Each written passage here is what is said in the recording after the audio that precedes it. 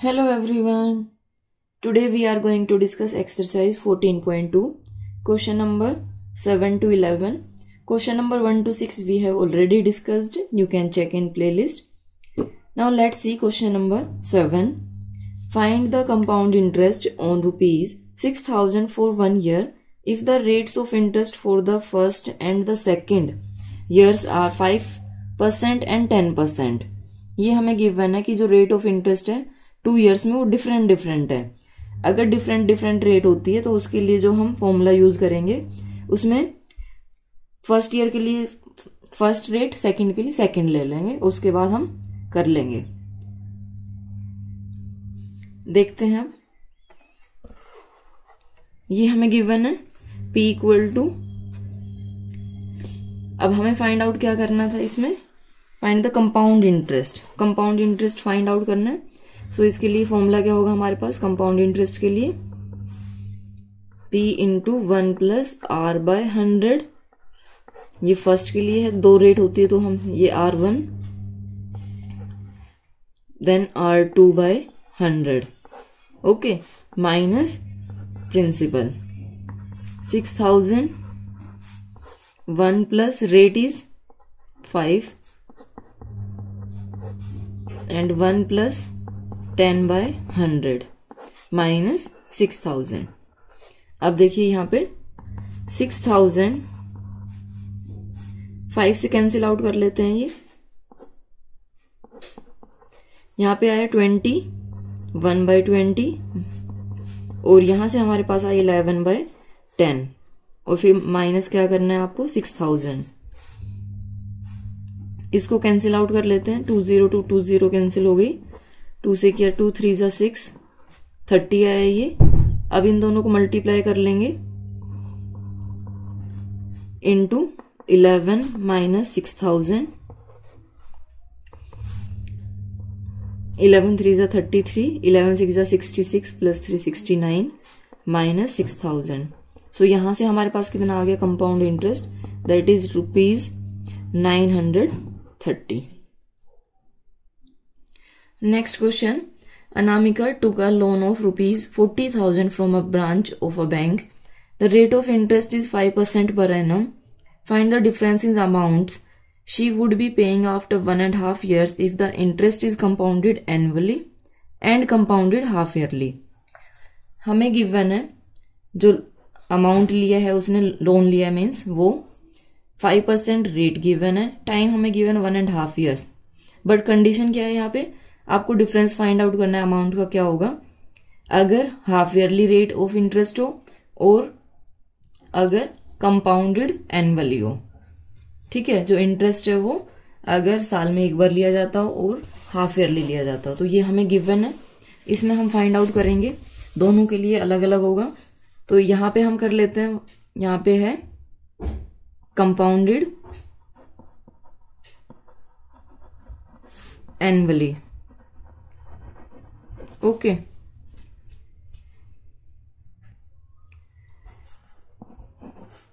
ये double N आएगा इसमें, पेन भी मुझे लग रहा है खत्म हो गया ये। और दूसरी साइड में हम लेंगे कंपाउंडेड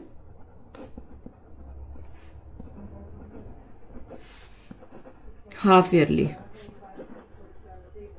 ओके। अब यहां पे देखिए क्या आएगा एनुअली में, जब हम एनुअली में देखेंगे तो यहाँ पे 1.5 years है, तो कैसे करेंगे इसका फॉर्मूला देखिए एक बार हम। फॉर्मूला हमारे पास होगा P into 1 plus R by 100 और जो होल वाला पार्ट होता है ये पूरा ये होल है तो होल वाला पार्ट यहाँ पे आ जाएगा, और जो हाफ वाला है उसके लिए हम लेंगे, जैसे इसकी पावर 1 हो गई, ये होल है और जो हाफ है हाफ के लिए रेट हम हाफ कर लेंगे, ये रेट हाफ करके और अब इसको हम सोल्व कर देंगे, ओके। तो ये हमारे पास क्या आएगा 40,000 into 1 plus 5 by 100 1 plus 5 by 2 into 100, बस ये हमें करना है। इसमें जो हाफ ईयर होते हैं उनके लिए हमने रेट हाफ कर दी। अगर मान लो यहाँ 3:1/2 होता, तो यहाँ पे हम 3 लेते और यहाँ पे ये रेट R/2 ये सेम रहती। ओके, सो ये यहाँ पे हमारे पास क्या आया, 5 से कैंसिल आउट कर लेते हैं, 5 2 देन 0, ये आया 21/20 इंटू यहाँ से हमारे पास आया, ये डबल हो गया 41/40, 2 0 कैंसिल कर लेते हैं, ये 2 से किया कैंसिल आउट, 4 से ये 100 आ गया, फिर 2 से किया तो ये 50, इन दोनों को मल्टीप्लाई करेंगे तो ये 105 देन 10 इंटू 41, इसको मल्टीप्लाई करके नोट कर लेंगे, that will be equal to ₹43,050। अब हमें लेना है ये कंपाउंडेड हाफ ईयरली, तो हाफ ईयरली में हमारे पास रेट क्या होगी, हाफ हो जाएगी 1/2%, और जो टाइम है वो क्या हो जाएगा, डबल हो जाएगा। अब 1.5 कितना होता है, 3/2, 3/2 का डबल करेंगे तो मल्टीप्लाई बाय 2 करना है, 2 से 2 कैंसिल होकर कितना आ गया, 3 हाफ ईयर्स आ गए। अब इसको सोल्व कर देते हैं, amount will be equal to, formula हमारे पास रहेगा P into 1 + R/100 raise to power T, 40,000 into 1 plus rate is 5/2 and time is 3, 40,000 into ये कैंसिल आउट किया हमने तो ये आ गया 41/40 रेज़ टू पावर 3।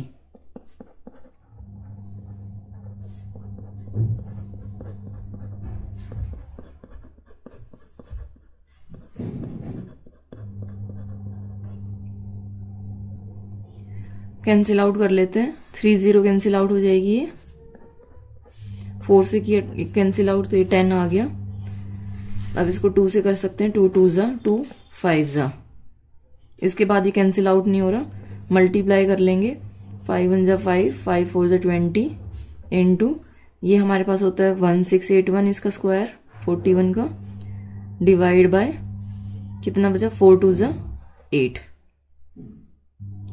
मल्टीप्लाई करके ये है हमारे पास। अब इसको हम डिवाइड करेंगे तो ये हमारे पास आएगा 43,075.63। हमें क्या करना था, दोनों का डिफरेंस फाइंड आउट करना था, ठीक है, तो ये डिफरेंस फाइंड आउट कर देते हैं अब हम।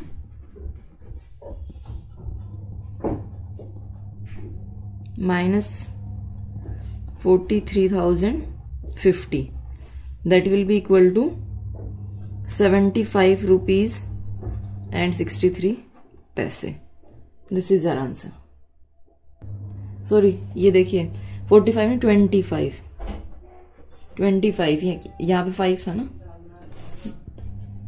Now next question, question number 9, if the amount after 2 years at the rate of 6% per annum compounded annually is ₹12,000, find the principal। Principal हमें फाइंड आउट करना है, अमाउंट हमें गिवन है, टाइम हमें गिवन है एंड रेट हमें given है, ये हमें गिवन है।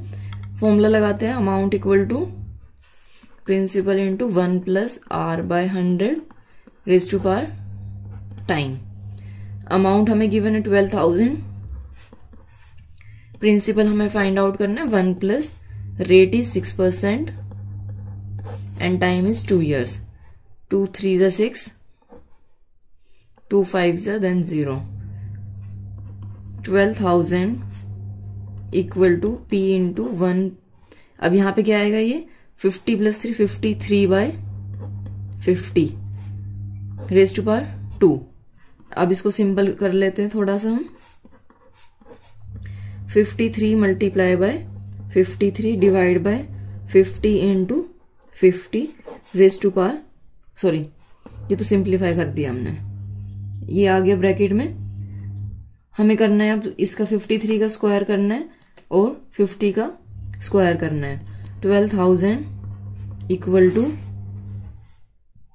P इंटू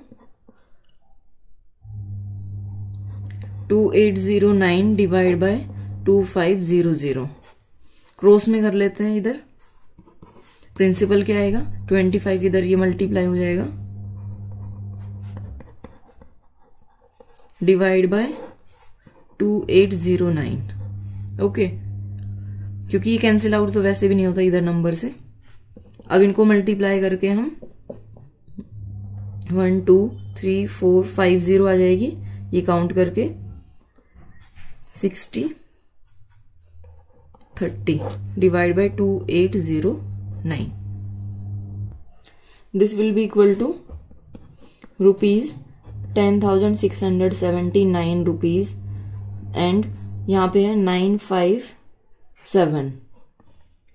ये मोर देन 4 है तो ये एक डिजिट इंक्रीज हो जाएगी, रुपीज 10,679 रुपीज एंड 96 पैसे। Now question number 10. In what time will 10,000 rupees amount to 12,100 at 10% per annum compounded annually? अब हमें टाइम फाइंड आउट करना है इसमें। ये हमें गिवन है, टाइम हमें फाइंड आउट करना है, तो सिंपली हम पहले फॉर्मूला वही नोट करेंगे, P into 1 plus R by 100 raise to power time. यहाँ पे नोट कर लेते हैं वैल्यू क्या क्या गिवन है। Amount equal to 12,100, 10,000 is principal and rate is 10%, raise to power time, 0 to 0 cancel. ये हमारे पास क्या आया, 12,100 is equal to 10,000 into 11/10 raise to power T. अब इधर हम ये मल्टीप्लाई है इस पूरे के साथ 10,000, जब हम ट्रांसपोज करेंगे तो ये डिवाइड हो जाएगा, equal to 11/10 raise to power T. अब देखिए जब भी इस टाइप का क्वेश्चन होगा, अब हमें ये इसकी पावर फाइंड आउट करनी है। हम क्या करेंगे, इस वाले नंबर को इसकी फॉर्म में नोट करेंगे, तो ये हमारे पास क्या आएगा, 121 11 का स्क्वायर होता है और एक 0, क्योंकि 2 0 है तो एक 0 यहां से ले लो। और ये हमारे पास किसका स्क्वायर है, 100 का स्क्वायर है। लेकिन हमें ये अच्छा 0 से 0 कैंसिल कर सकते थे हम, तो ये क्या आ गया, 11/10 रेज टू पावर, ये स्क्वायर है इसका 11/10। क्या यहां पे भी देखो एक स्टेप और कम कैसे करेंगे, 2 0 to 2 0 यहां पे कैंसिल कर लिया। ओके, तो ये हमारे पास क्या है, 121/100 और ये आया 11/10 रेज टू पावर टी। तो ये 121/100 ये किसका है, 11/10 का स्क्वायर है, equal to 11/10 raise to power T. अब बेस सेम होती है और दोनों साइड में और बीच में इक्वल टू का साइन होता है, तो टाइम भी मीन्स यहाँ पे जो पावर है वो भी सेम रहेगी, यानी टाइम इक्वल टू कितना आ गया, 2 years। ओके, इन दोनों स्टेप को आप, ये वाला स्टेप अगर नहीं नोट कर रहे तो ये वाला करना, अदरवाइज अगर ये किया है तो उसके बाद डायरेक्ट ये करना। Now next question, question number 11, find the rate at which a sum of money will double itself in 2 years if the interest is compounded annually. हमें रेट फाइंड आउट करनी है,